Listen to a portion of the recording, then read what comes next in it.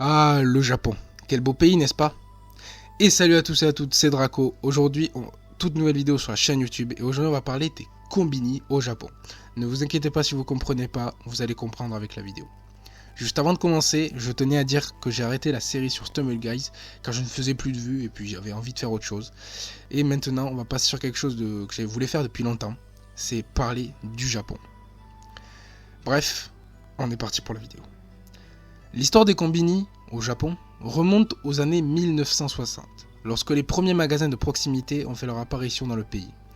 Ces magasins, qui sont devenus synonymes de la vie quotidienne japonaise, ont révolutionné la façon dont les Japonais font leurs courses. Le concept des combini, abréviation de convenience store en anglais, a été importé du modèle américain des magasins de proximité. Cependant, les combini japonais se sont rapidement différenciés par leur service et leur adaptabilité aux besoins changeants des clients. Le premier combini à ouvrir ses portes au Japon était le Hate to Hate Store à Tokyo en 1969. Ces combini étaient principalement gérés par les grandes chaînes comme 7-Eleven, Lawson et Family Mart, qui ont rapidement étendu leur présence à travers le pays. Ils proposaient une large gamme de produits allant des denrées alimentaires de base aux articles ménagers en passant par les vêtements, les journaux et les services de paiement.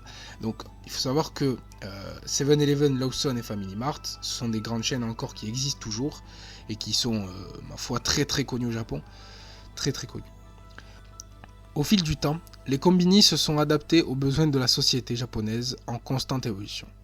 Ils ont commencé à offrir des services bancaires, des paiements de factures, des services de livraison, des distributeurs automatiques de billets et même des billets de spectacles et d'événements.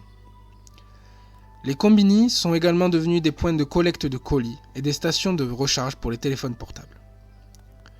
Les combini ont acquis une grande popularité auprès des Japonais en raison de leur accessibilité et de leur commodité.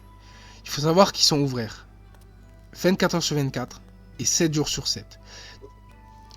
Ce qui permet aux clients de faire leur achat à tout moment de la journée ou de la nuit. De plus, leur emplacement stratégique dans les quartiers résidentiels, les gares et les grands axes routiers en fait un endroit pratique pour les achats de dernière minute.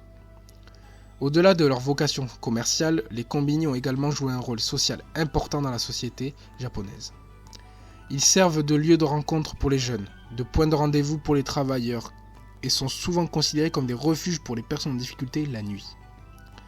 Leur présence dans le tissu social japonais est devenue tellement incontournable que certains combini sont même devenus des attractions touristiques populaires. Aujourd'hui, les combini continuent d'évoluer pour répondre aux besoins de la société japonaise moderne.